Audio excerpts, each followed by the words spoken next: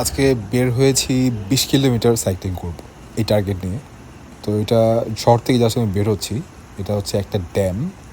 ড্যামের উপর দিয়ে আমি নদীটা পার হচ্ছি, এপার থেকে ওপারে যাচ্ছি। এখানে অনেক মানুষজন এসেছে আজকে স্যাটারডে। অনেকে সাইকেল নিয়ে বের হয়েছে, অনেকে ফ্যামিলি নিয়ে বের হয়েছে। এই যে আমার শহরটা দেখা যাচ্ছে, এবং ওইটা হচ্ছে এই শহরের একটা পুরাতন ঐতিহাসিক ব্রিজ, এটাকে বলে আলটে ব্রুকে।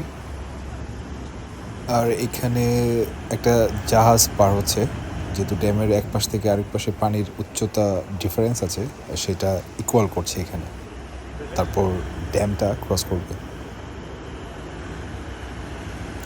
জাহাজটাকে এখানে একজন রশি দিয়ে বেঁধে দিচ্ছে।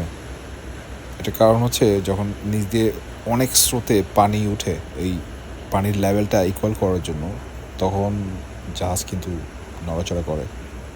আর এটা অনেক